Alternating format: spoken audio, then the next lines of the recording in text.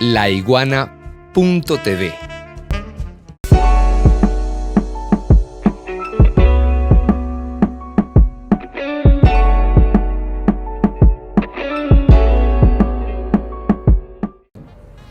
Hay dos líneas. No se sabe si en Estados Unidos esas dos líneas, como tú bien detectabas, por un lado se flexibilizan las sanciones, se facilita o se plantea lo del acuerdo parcial número 2 de México humanitario, que bueno, ahorita estamos con el problema de los recursos, pero bueno, en definitiva hay una línea de apertura, la ConocoPhillips, etcétera, la de Trinidad, con el gas, etcétera. Y por otro lado hay una línea bajo cuerda, que es la que tú mencionas. Hay grupos que están surgiendo, subversivos, no me refiero a la protesta legítima de los trabajadores del sector público y de los trabajadores en general, me refiero a ciertas cosas muy puntuales que están ocurriendo y donde se ve que efectivamente vuelven, etc. No sabemos si eso es de que existe una doble agenda, el policía bueno y el policía malo, y entonces Nichols, el subsecretario que atiende el hemisferio, que es el policía malo, y no sé, otros funcionarios son el policía bueno, o si realmente hay contradicciones dentro del gobierno Biden, porque efectivamente no olvidemos que Estados Unidos es un país con contradicciones que además tienden a profundizarse, y dentro del mismo Partido Demócrata hay posiciones totalmente divergentes. Una cosa es el Squad, con Ocasio-Cortez, por ejemplo, que tiene posición más o menos progresista, el senador Sanders, etcétera, y otra cosa es Bob Menéndez, que está con el sector de la comunidad cubano-americana batistiana. Entonces, los dos están en el mismo Partido Demócrata, o sea, con eso digo todo. Entonces, no se sabe claramente qué es lo que ocurre, que si ellos siguen el interés estratégico, les interesa la estabilidad. Como dice el geopolítico Richard Haas, dice estabilidad antes que democracia, porque ellos con el mito de la democracia justifican el intervencionismo, etc. Entonces le está diciendo, un momento, la situación nuestra no está para juego, la situación de Estados Unidos es compleja, la situación energética es compleja, porque hay un bache que va a crecer y que se va a notar en el déficit energético. Venezuela para nosotros es vital.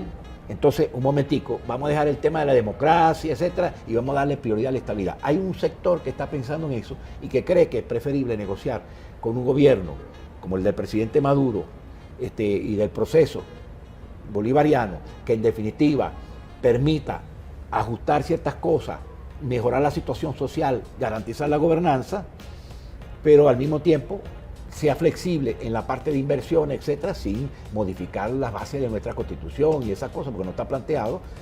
Entonces, y otros que en cambio consideran que vienen con la inercia de antes de Ucrania, porque el proyecto ese violento viene de antes de Ucrania. Empieza a introducirse la nueva variante de flexibilizar, etcétera, porque se encuentra en una situación difícil. Entonces, ¿qué van a hacer?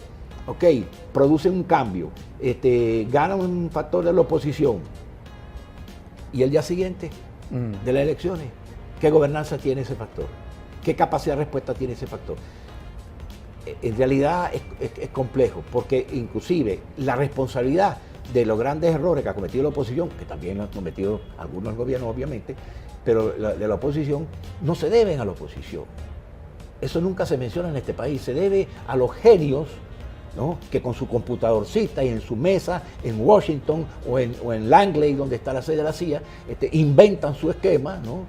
Y como decimos en criolla, no han dado pie con bola por suerte del país, no han dado pie con bola por más de 22 años.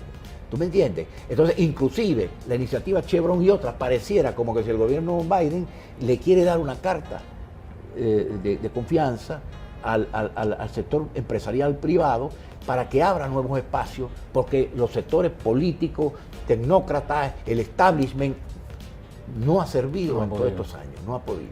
Entonces, vamos a estar en esa situación de inestabilidad hasta que se defina, porque el problema es que la oposición, por el nivel de influencia que ha tenido, de presiones que ha tenido, yo me acuerdo a alguien que decía de la oposición, alguien que había sido chavista, que pasó a oposición, no es una persona muy conocida, pero decía en una entrevista en una sala situacional, decía que bueno, que el problema de la oposición principal es que se ponían a pelear por el cheque, y el cheque venía del norte.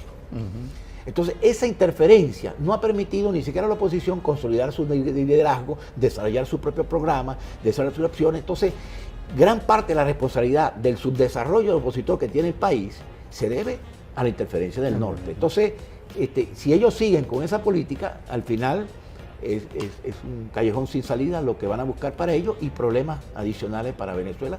No creo que sea beneficioso ni para los Estados Unidos.